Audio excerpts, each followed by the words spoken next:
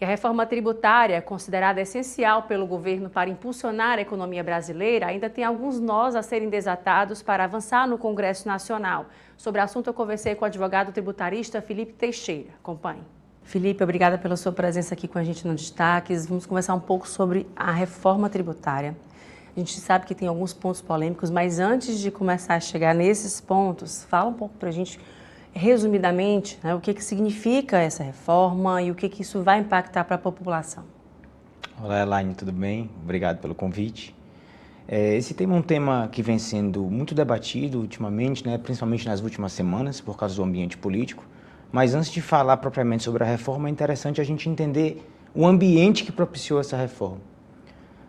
Em média, em outros países, leva-se em torno de 230 horas para que as empresas possam declarar o tributo, pagá-lo, enfim, comunicar ao fisco acerca da ocorrência do fato gerador do tributo.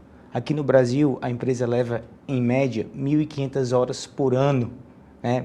7 vezes a média mundial. Outro problema que gera a necessidade de uma reforma tributária é exatamente a forma como a Constituição de 88 impôs o sistema tributário nacional com múltiplas competências.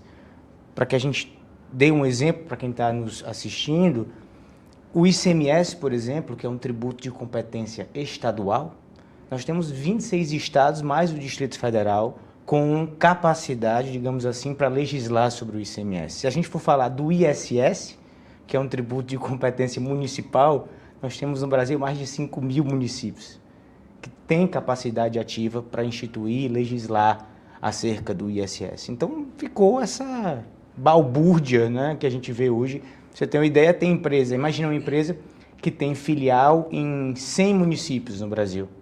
Muitas vezes ela tem que conhecer 100 sistemas diferentes, porque cada prefeitura pode adotar uma sistemática diferente para recolher, para prestar contas ao fisco municipal. Então é nesse ambiente que vem a questão da reforma tributária, que a gente está vendo ser muito discutida agora, com o objetivo, é bom que se diga isso, o objetivo da reforma que procura se implementar agora não é redução de carga tributária. Até porque para reduzir carga tributária, necessariamente teria que reduzir despesa, porque o tributo ele é utilizado exatamente para que o Estado possa cumprir com as suas políticas públicas. E redução de despesa não é muito lá, é o forte, né, do Estado brasileiro. A ideia da reforma tributária, Elaine, portanto, é simplificar o recolhimento de tributos. E essa simplificação vem nessa primeira etapa da reforma, é bom que se diga isso também, que se está a discutir agora em breve, né, a partir da primeira semana de julho no Congresso. É uma parte da reforma tributária com a extinção de 5 tributos, no caso 3 tributos federais, que seriam o IPI, o PIS e a COFINS, o ICMS, que é um tributo estadual, como nós já dissemos, e o Imposto sobre Serviços, o ISS, que é um tributo municipal. Então, haveria a extinção desses 5 tributos para a criação do que chamam, a imprensa tem chamado de IVA Dual, né? Que, na verdade, são 2 novos tributos. Uma contribuição sobre bens e serviços, essa de competência federal, e o Imposto sobre bens e serviços, que, por sua vez, seria de competência mista, estadual e municipal. Os estados e os municípios terão que se entender, será inclusive criado um conselho para isso, para inclusive se entender no que diz respeito à fixação da alíquota da cobrança desse imposto. Então, em linhas gerais é isso. Extinguem-se 5 tributos para a criação desses 2 tributos, uma contribuição e um imposto sobre bens e serviços. Pois é, a gente tem aí o setor de serviços que vai ser muito impactado, né? Já é muito impactado com relação aos tributos. É quem mais emprega, né? Assina a carteira, enfim, tudo mais. O que a gente tem com relação a essa polêmica com relação ao setor de serviços?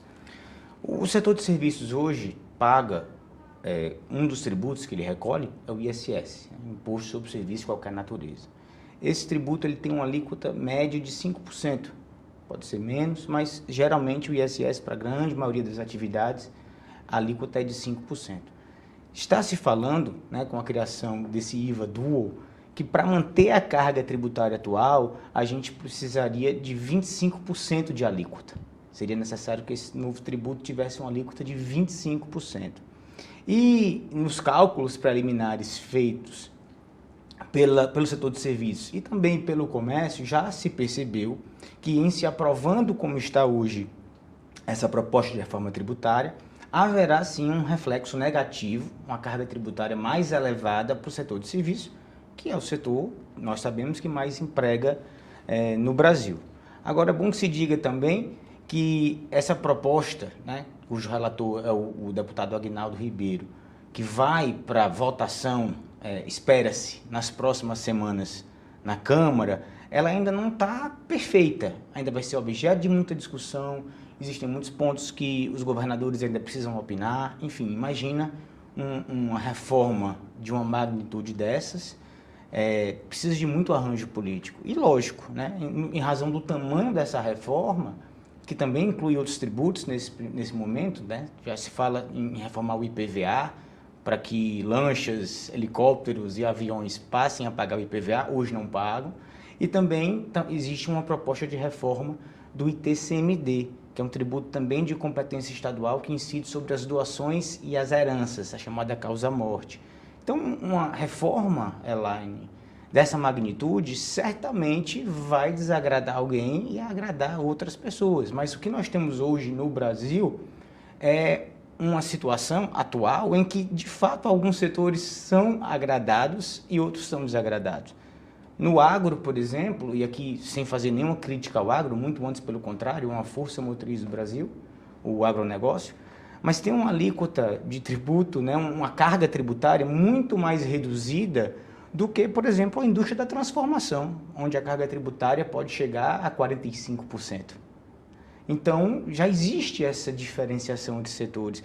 E o que se percebe por meio desse texto que vai ser votado, repito, nos próximos dias, nas próximas semanas, é uma tendência a privilegiar a indústria, né, que é a área onde se gera mais pesquisa, mais empregabilidade também, mais desenvolvimento, possibilitar a reindustrialização do Brasil.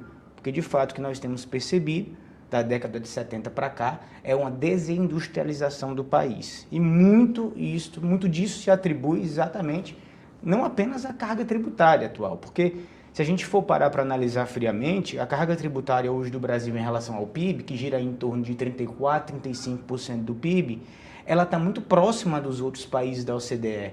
Assim, não é nada absurdo. Lógico, nós, cidadãos, as empresas, a gente tem um pouco de desgosto, digamos assim, em pagar o tributo, porque muitas vezes não sentimos a contrapartida daquele pagamento na forma de serviços públicos de qualidade. Mas é importante que a gente entenda também a importância do recolhimento do tributo e, principalmente, entenda a necessidade de simplificar o sistema para que as empresas brasileiras tenham mais competitividade em relação às empresas do estrangeiro. No caso, quem está assistindo, né, que quer participar um pouco mais dessa discussão, entender mais como é que se dá isso, se fazer presente, que uma vez que a gente também vai sentir isso no bolso, né? Como é que a gente pode, de fato, né, estar a par do que está acontecendo? Acompanhando agora as movimentações legislativas das próximas semanas, com certeza vai ser muito noticiado na imprensa essa discussão do relatório.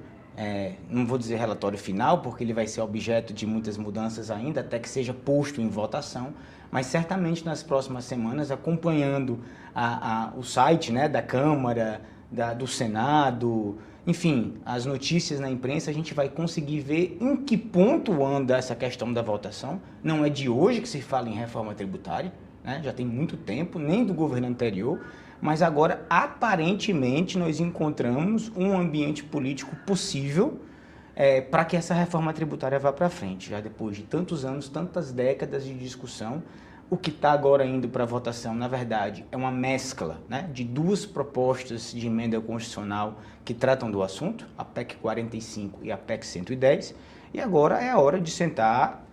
O tributo ele está diretamente relacionado à política, não temos como dissociar esses dois temas, até porque é por meio do tributo, repito, que o Estado implementa as suas políticas. É preciso de dinheiro para financiar o SUS, para financiar a segurança pública, para financiar o ensino público, e dinheiro não brota em árvore, né? No sistema em que vivemos hoje, o Estado fiscal, o dinheiro do fisco, o dinheiro do governo é proveniente exatamente, na sua grande parte, do patrimônio do particular, que tira ali uma parte do seu patrimônio para reservar para o tributo essa possibilidade que o tributo dá para o fisco, para o governo implementar suas políticas. Pois é uma cultura que a gente precisa ter, né, Felipe, nesse sentido de entendimento dos tributos, né, de entendimento de onde é que vai, por que a gente vai precisar, acredito que até da escola, né, a gente ter esse entendimento desde muito novo, também as crianças, a escola, a família, conversar entre si, né, para a gente entender que isso faz parte do nosso dia a dia,